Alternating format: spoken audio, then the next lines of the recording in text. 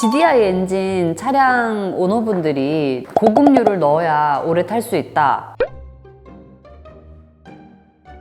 반대로 엔진 자체 결함인데 이거를 소비자가 책임져야 되냐라고 얘기를 하세요. 사람들이 이거를 결함이라 생각하는데 결함 아니에요. GDI 엔진은 미래에 적합한 엔진이었어. 엔진이 다운사이징 되면서 출력을 내야 되잖아요. 그러려면은 사실 여러 가지 방법 중에 제일 핵심적인 기술이었던 거예요. 거기에서 발생되는 문제점을 나중에 발견한 거지.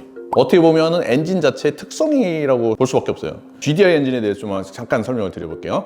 기존의 MPI라 그래서 멀티 포인트 인젝션이라 그래요. 흡기 쪽에다가 인젝터를 달아놔서 공기를 압축해서 들어올 때 거기서 연료를 뿜어서 들어오는 거예요. 이게 MPI라고 그러거든요. GDI는 가스 다이렉트 인젝션인데 연료를 나중에 분사시키는 거예요. 말하자면 흡기에서 공기만 먼저 들어와요. 그래서 압축한 상태에서 직분사 빡 합니다. 얘네가 왜 출력이 좋고 퓨얼 이코노미 좋냐면 실린더 헤드에 기하학적 모양을 만들어놔요. 그러면 인젝터가 빡 뿜으면 얘가 와류 현상으로 이렇게 돌면서 스파크 있죠?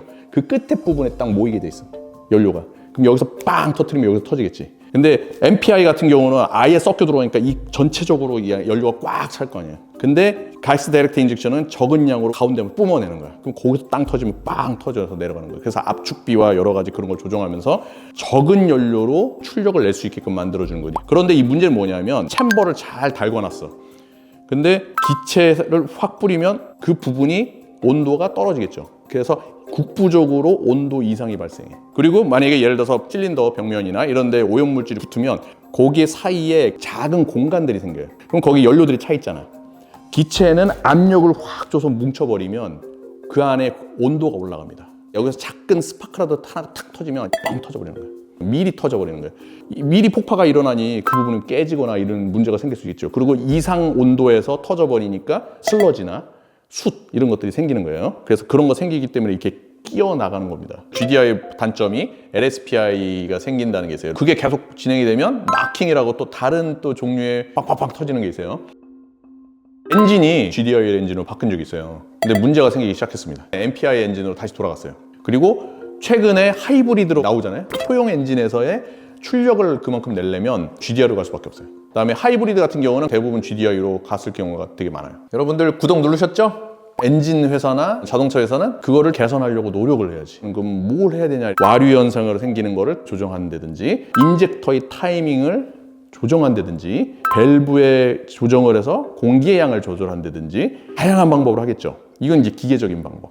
그러면 이제 소비자들은 어떻게 해야 되겠어? 새로운 거 나올 때까지는 관리를 하면서 써야 되는 거지. 그러면 고급류를 주유하는 게 관리에 도움이 되는 방법은 맞나요? 무조건 고급류를 써야 된다는 건 아니고 관리 방법 중에 하나예요. 고급류라고 하면 청정 효과보다는 옥탄가를 높이는 거예요. 폭발하는 거에 대한 약간 늦추는 개념이거든요. 옥탄가가 그런 것들을 조금 늦추거나 미발생하게 만드는 이런 역할을 하거든요. 그렇기 때문에 이거를 관리하는 방법 중에 하나가 될 수가 있죠. 케미컬 쪽으로 바꾸는 방법이 또 있어요.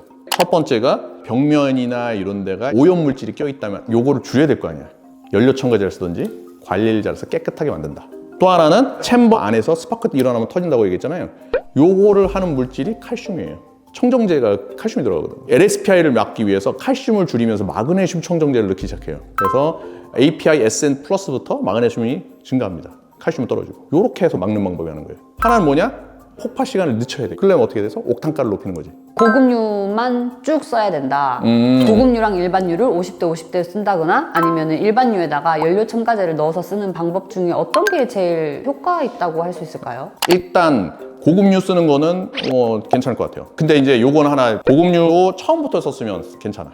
이미 챔버 내부가 다 오염이 되어 있는 상태에서 고급류를 바꿨다고 해서 그런 현상이 덜 생길까? 조금이라 영향은 있겠지만 효과는 덜 하겠다 생각합니다. 연료 첨가제를 먼저 써서 내부를 먼저 깨끗이 하는 게 좋을 것 같아요. 셀프 주유소에서 고급류, 일반류 반반 넣어도 괜찮나요? 라고 물어보셨어요. 고급류만 넣으면 사실 부담이 되고 내 차는 관리하고 싶으니까 그러니까. 한 번 넣을 때 고급류 절반, 일반류 절반 이렇게 하는 거는 어떤가요? 괜찮을 것 같아요. 왜냐하면 일정하게 들어가니까. 리터로 맞추겠죠? 고급류의 옥탄가랑 일반류의 옥탄가 섞이는 거 아닙니까? 고급류가 100이면 뭐 일반유가 우리나라에서 한 94, 3 이렇게 되죠. 그럼 중간에 96, 97 이렇게 되겠네요. 그러면 그렇게 쭉 사용하시면 관리는 좋을 것 같아요. 장단점이 조금씩 커버가 되겠죠. 대신에 이제 그렇게 하실 거면 계속 그렇게 가야지.